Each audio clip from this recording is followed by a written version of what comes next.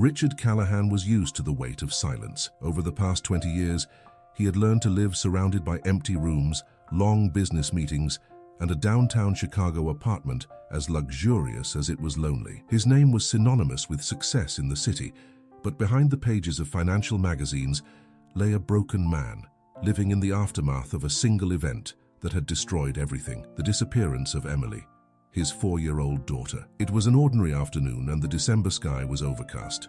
Richard, trying to resolve an issue with his business account, entered a downtown bank. Everything about the place felt mechanical. From the long lines to the hum of cash counting machines, he was about to leave when something caught his attention. The young teller, her brown hair tied back in a ponytail and wearing a rehearsed, courteous smile, had on a necklace that froze Richard in his tracks. A golden star-shaped pendant gleamed under the artificial light. His gaze locked onto the piece, and memories of Emily running through the garden at their summer house, wearing that very necklace swaying on her neck, flooded his mind. Richard tried to suppress the wave of emotions threatening to overwhelm him, but when it was his turn at the counter, his voice trembled as he asked, "That necklace, it's beautiful. Where did you get it?" The young woman, seemingly unaware of the storm brewing inside Richard, smiled simply. "It was a gift from my grandmother. She always said it was something special." Her words struck like an unexpected blow. Richard struggled to maintain his composure, but the resemblance was uncanny. Her eyes, the curve of her chin. It couldn't be. Not after all this time, but what if it was? Leaving the bank, Richard couldn't think of anything else. He needed to know more. At home, his mind swung between hope and fear. Resolute, he picked up the phone and called Ethan Moore, an old friend and private detective who had been instrumental during the investigation into Emily's disappearance, albeit unsuccessfully. "Ethan, it's Richard. I need you to look into something for me." His voice sounded firm, but inside he was falling apart. Without asking too many questions, Ethan agreed to take on the case. It was clear his old friend had never truly moved past the tragedy, and Ethan knew that if Richard was calling now, something important had happened. From then on, Richard's days became a blur of anxiety and obsession. Ethan began piecing together the puzzle. The young teller's name was Olivia Carter, 25 years old, raised in a small town in South Dakota by her grandmother, Margaret. Something didn't add up. Olivia's childhood records contained significant gaps, and Ethan soon discovered that the necklace hadn't originally belonged to the grandmother. Meanwhile, Richard wrestled with the idea that his daughter, lost 2 decades ago, might still be alive. Every detail Ethan shared sparked new hope, but also brought with it the fear that he was chasing a phantom. Richard's nights grew even longer. He could barely sleep, replaying memories of Emily in his mind, her mischievous smile, the way she tugged at his arm to play in the garden, and the sound of her laughter echoing through the house. Now, that face seemed to have taken on a new name: Olivia Carter. But how could he prove it without coming across as unhinged? While waiting for Ethan's discoveries, Richard decided to visit the bank again. Pretending to resolve some administrative matters, he cautiously approached Olivia. The young woman seemed easygoing, comfortable in her routine, but her presence made Richard's heart race. "Hello, Olivia, right?" he asked casually, as if he already knew her. She looked up and smiled. "Yes, sir. Is there something I can help you with?" Richard hesitated for a moment. He didn't know how to broach the subject without scaring her. "Not exactly. It's just that I saw your necklace again. It's very beautiful. Do you know anything else about it?" Olivia frowned slightly, trying to recall. "Not really. My grandmother, Margaret, gave it to me when I was little. She said it was special, but she never shared many details. I always assumed it was a family heirloom." Her confirmation unsettled Richard even further. He realized he couldn't press the matter anymore for now without risking coming off as odd, so he thanked her and stepped away. But every word she said seemed to fill in gaps in his own story. When Ethan called that night, Richard could barely contain his anxiety. "Ethan, did you find anything?" he asked, his voice laden with anticipation. "I found some strange things," the detective replied. "Olivia grew up in a small town called Pine Ridge, South Dakota. Her mother, Rebecca Carter, died when she was only 6 years old. After that, she was raised by her grandmother, Margaret. But there's something off about her medical and school records. Before she turned 18, there are inexplicable gaps. It's as if someone wanted to erase parts of her life." Richard stayed silent, a chill running down his spine. If Olivia were Emily, who would have been responsible for such erasure, and why? "What about the necklace?" Richard pressed. "Oh yes, I found something interesting," Ethan replied. "The necklace didn't belong to her grandmother, as Olivia believes. Rebecca brought it with her when she moved to Pine Ridge. She always said it was a gift from someone special, but she never revealed who. The timeline matched. Rebecca had moved to South Dakota around the same time Emily disappeared. The pieces were starting to fit together, but there were still too many unanswered questions. The next day, Richard made a decision. He needed to confront Olivia, even if it risked driving her away. He returned to the bank and asked to speak with her privately, claiming it was a delicate matter. Olivia, a little suspicious, agreed to meet him at a nearby cafe after work. The meeting was tense from the start. Richard felt like he was treading on thin ice, while Olivia seemed intrigued yet slightly uncomfortable. After a brief exchange of trivial pleasantries, he finally let out what he had been holding back. "Olivia, I need to ask you something very serious. I don't know how to say this without sounding strange, but do you have any memories from when you were very young? Anything about your childhood?" Olivia raised her eyebrows, puzzled. "Not much. My mom died when I was a kid, and my grandma didn't talk about it much." "Why?" Richard hesitated, feeling a lump in his throat. "Because I believe you might be my daughter." Olivia's expression changed instantly. She seemed torn between shock and disbelief. "Your daughter? That's impossible. Please just hear me out," he pleaded, his eyes welling up. "My daughter, Emily, disappeared 20 years ago. The necklace you wear, it was hers. Everything points to this." Olivia took a deep breath, as if trying to process his words. Her mind seemed a whirlwind of doubt and emotions. "I don't know what to say. This is a lot all at once." "I know it's hard to believe," Richard said, his voice breaking, "but I just need you to take a DNA test. I'm not asking for anything else.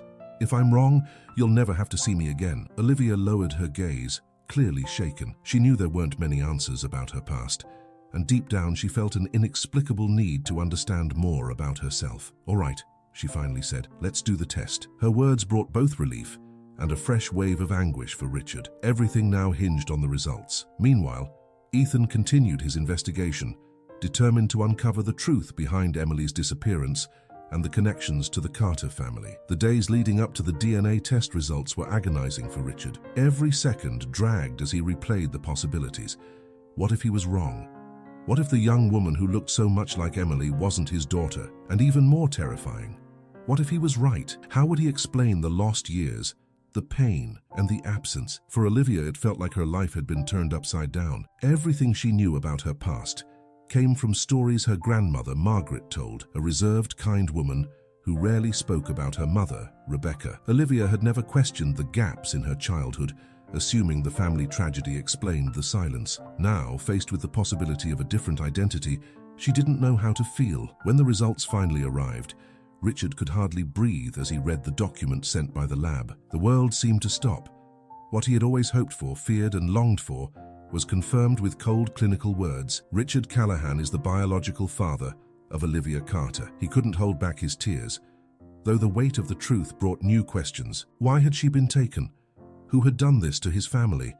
And most importantly, how could he rebuild what had been destroyed? Olivia accepted the results with a mixture of relief and confusion. Part of her felt like things finally made sense. Another part was terrified of what it meant for her life. When Richard met her again, this time in a quiet park in downtown Chicago, the moment was heavy with emotion. "So, it's true," Olivia began, breaking the silence. She looked at Richard, as if trying to see the father she'd lost behind the man standing before her. "It's true," he replied, his voice trembling. "You're my daughter, Emily." Olivia hesitated before responding, struggling with her emotions. "I don't know how to feel about this. My grandmother, she never told me anything. She was always so protective, and I need to understand why," Richard said firmly. "Ethan is investigating what happened. We'll find out the truth, but the most important thing to me now is that you're here. I lost 20 years, Emily. Olivia, I don't want to lose another minute." Hearing the name Emily stirred something inside Olivia that she didn't expect. As strange as it was to hear someone call her that, it awakened a distant memory, a sense of belonging she couldn't quite explain. Meanwhile, Ethan followed important leads. The origin of the necklace was key to understanding what had happened. He discovered that Rebecca Carter, Olivia's supposed mother, had no record of living in Pine Ridge until shortly after Emily's disappearance. Neighbors remembered her as a quiet, reserved woman who had arrived in town with a young child and a vague story about fleeing an abusive relationship. One of the most disturbing discoveries came when Ethan found old documents in an abandoned warehouse that had once belonged to Margaret Carter. Among them was a bank transfer receipt for a significant amount. The payer, Victor Hayes, a name that immediately set off alarms in Ethan's mind. Victor Hayes was a former business partner of Richard, a man who had everything needed to succeed, but saw his fortune collapse after a disastrous deal. He blamed Richard for his losses and had sworn revenge years ago. Could he be behind Emily's kidnapping? Ethan confronted Richard with the discovery in his office. "Richard, I believe I've found who's behind all this. Victor Hayes." Richard froze for a moment, his expression shifting from confusion to disbelief and then to fury. "Victor, he was my friend. How could he? Apparently, he didn't handle bankruptcy well.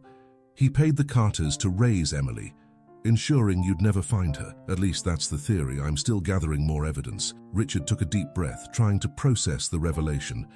Anger surged within him like an uncontrollable fire. He needed answers, and he needed to confront Victor. Meanwhile, Olivia began gradually drawing closer to Richard. She was still coming to terms with the idea of having been kidnapped, but the genuine love she saw in his eyes touched her deeply. The bond between them began to rebuild, fragile yet undeniable. The reunion, however, wasn't the end. Ethan tracked Victor to a decrepit mansion on the outskirts of Denver. It was time for Richard to face the man who had destroyed his family. The journey to Denver was long, but Richard barely noticed the passage of time. His mind was consumed by rage and the need to confront Victor Hayes. Each moment in the car, driven by Ethan, seemed to fuel his desire for justice. Victor hadn't just destroyed his family.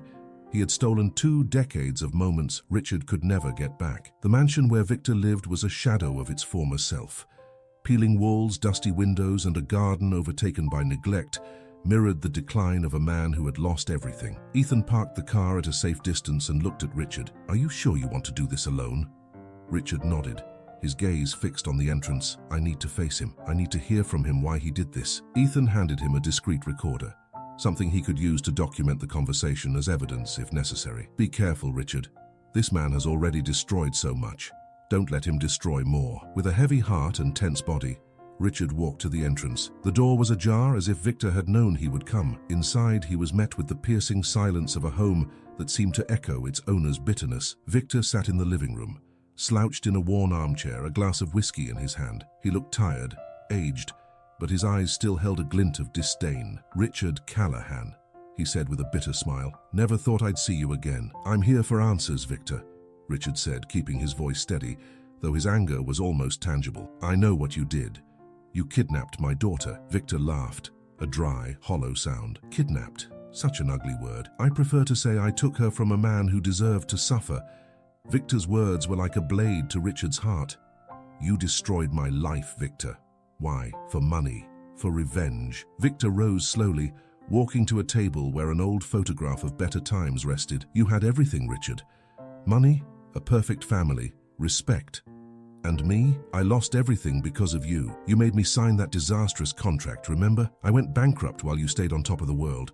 I wanted you to feel what it's like to lose everything." "So you thought taking Emily was the solution?"